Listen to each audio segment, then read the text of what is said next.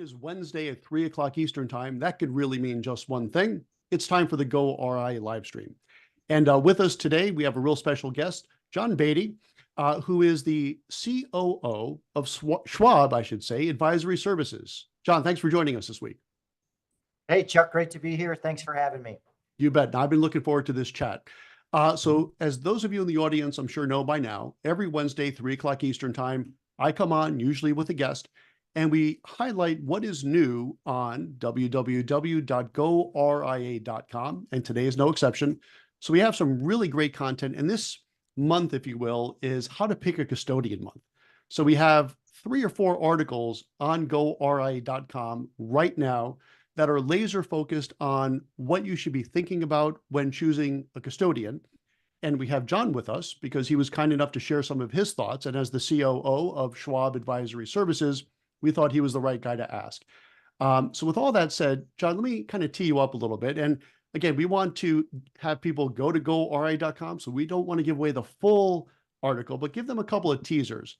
And in your opinion, when an advisor is looking to leave the broker-dealer world to come to what I like to call the promised land of the RIA space, what should they be thinking about when choosing a custodian? Well, Chuck, I really appreciate the work you're doing here. And I think they should be very excited about that decision because the RIA space is the fastest growing part of the financial services industry, as you know. And when you're selecting a custodian or thinking about a new custodian, you really got to do your homework. You got to go deep on the due diligence. And I would recommend that as you're interviewing potential custodians, you talk to more than one person. You know, certainly they'll have a salesperson or relationship person up front with you, but ask to talk to a lead in service, a lead in technology, a lead on the trading desk. Get opportunities to see the demonstrations of their capabilities. The breadth and depth of the offer is ultimately critical. And I think what you're really trying to decide here, is this a firm that aligns to my mission and purpose as an advisor? Will they help me satisfy my clients and help me grow, compete, and succeed in the marketplace? And doing all of that is critical as the first step to going independent, right? Absolutely. And I tell you what, you brought up something there that I think is really worth re-highlighting. And that is talk to someone other than that business development officer, right? BDOs, by definition, are charming, lovely people. Otherwise, they wouldn't be a business development officer. And that's great. And that's an important purpose. But they're the salesperson, right? And that's cool. But to your point, and I think that's a brilliant one, ask. Let me talk to some of the people in the trenches. Let me talk to some of the service people. Can you expand on that a little bit? Like, what would people expect when they're looking to interview some of those folks at Schwab, perhaps? Yeah, I think you want to look at how they show up. Are they technically sound? Do they understand the RIA business model? Are they dedicated at that custodian to RIA's independent advisors? Or are they serving multiple types of clients? That's something you probably want to know as an advisor. The other thing you want to do is understand really what their tenure is in the business. How experienced are they in working with registered investment advisors? Do they have other experiences in other parts of the industry that gives them perspective in serving you as an advisor? So depth and breadth of people, capability, what's the culture like? What's the feel as you go from person to person that you talk to? Certainly pay attention to the bells and whistles that they'll share with you, but watch what they do and how they act. I always think that's most important when you're picking a partner, right? Absolutely. And getting that sort of personal vibe, like, is this going to work? Because it's such an important decision, right? Second only to who you're going to spend your life with personally as a spouse. I can't imagine a bigger decision for an RIA, at least, than the custodian, right? Maybe some of the big tech pieces you could put under that category as well, but certainly the custodian, once you're there, you don't want to leave if you could avoid it. So you want to make that decision right from the get-go. And something else. I talk about that all the time, Chuck, which is if you're going to build a building, you're going to find solid rock foundation to put that building on, not shifting sands. You want a partner that's consistent in strategy. Certainly they'll bring entrepreneurship and some innovations to the business, but consistency day in and day out is so important to advisors because nobody wants to deal with left and right hand turns out of nowhere, right? So you're right. That bedrock of foundation is so important. Without question. One other thing I want to touch upon, and this is sort of, our live stream where we just put a little spotlight on. So this is not the deep dive, but the deep dive is available on goRIA.com. But something else that you touched upon that I thought was useful in the series of articles that are up there right now, which is the idea of size of the custodian, right? Does that matter? Could you speak to that some, please? Yeah, Chuck, and I really enjoyed the article, so I encourage everybody to go take a read. But size, depth, and breadth of a custodian is important. Obviously, they've got to do the basics, opening new accounts, placing trades, all the custodial work. But what comes after that is their value add beyond the basics of that foundational capability. And a larger custodian tends to be a one-stop shop where you can get not only great custodial work, but maybe they have a business consulting unit that can help you think about practice management topics, again, around that theme of grow, compete, and succeed in the marketplace. Do they have programs for your professionals to help them grow within your organization? Do they have lending capabilities? Other things beyond just the basic custodial work there.